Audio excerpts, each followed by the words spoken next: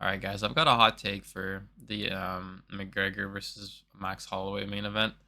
I actually think that, in isolation from the fact that people spent their hard-earned money to go watch this and to be entertained by this, this was probably the best ending for this fight that could have happened in terms of like the sport. I know people are saying this is the worst ending to a fight ever. Oh my god, but like, guys, imagine a reality where Conor McGregor actually won this fight or like made it competitive with Max Holloway. We would be living in hell, guys. Like Conor tried to game the system. He spent nearly 5 years away from the fight game, you know? He was on cocaine benders, just not training at all. He was, on steroids. He was on special peptides. Like we don't know for sure, but we're pretty positive, and he was SAing people, but everyone is saying like the second that McGregor fight is announced, oh, he's back. The Mac is back.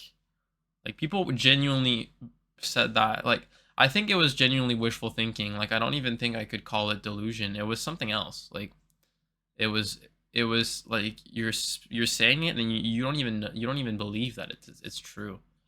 It was so bad. It was so fake. Like the build up to this fight, you had fans watching advertisements for like Polymarket and genuinely like you're watching an advertisement like it's meant to get you excited and people are watching this and they're like, oh my god, he's acting crazy, yelling at himself in the mirror like he must be back.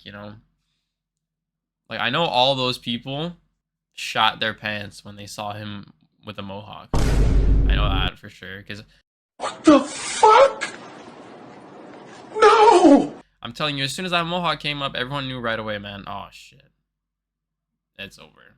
He's not doing shit. I knew that he wasn't doing shit like when this fight was announced. I've been saying that this fight was like a psyop test for the UFC.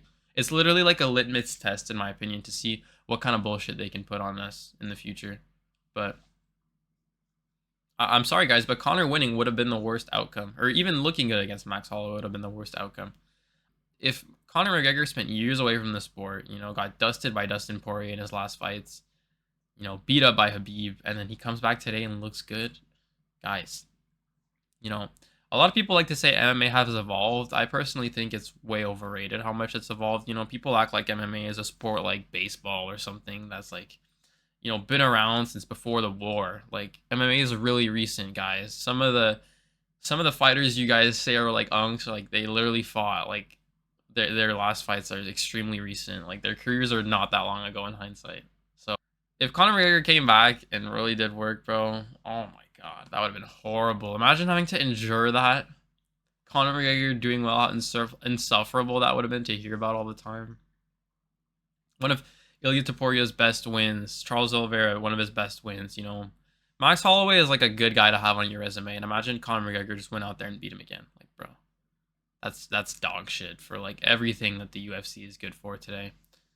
One thing I'm happy about is that this injury, I feel like it's finally gonna put like an end to this phenomenon of McGregor is just like he's like not a human where every other fighter has these limits and they have ring rust and all these things. But for some reason, people just subconsciously think that Conor McGregor breaks all these rules, even though, let's talk about it, guys. He's never even really been a guy to break all those rules. Conor McGregor made his big comeback against Habib, he got smashed, and then he made a big comeback against Cowboy, but then it was like a husk of Cowboy. Like it was a pretty like that's like BSD just giving his neck to Patty. Like we all expected what happened to happen in that fight. The lights were way too bright for Donald Cerrone.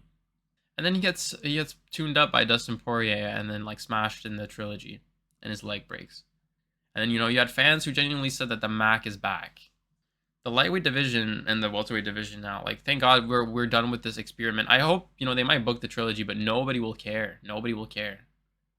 That's like Gina Carano versus Ronda Rousey, bro. Like even this fight was like Gina Carano versus Ronda Rousey. It was literally like a nostalgia bait fight, and like they performed better than Connor.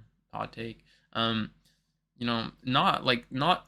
every disappointing ending is really bad. If you think about it, this was almost perfect. Like, yo, call me crazy, but bro, this is like peak writing for Conor McGregor's character, in my opinion. Like Bro became a horrible person, did a bunch of terrible things to some people, completely disrespected the sport, and he paid for it. Like I'm not a McGregor. I'm not even a McGregor. Like I don't like McGregor, but I'm not a hater. I'm not a McGregor hater. I used to like McGregor when he was like a fighter actually, but I was like a kid, bro. It's been so long. Like no way people really thought that. Yo, that's like this is like Jeremy Stevens coming back to the UFC, bro. Like genuinely, it's like you're too old. Like you can't just hop back into the UFC against Max Holloway.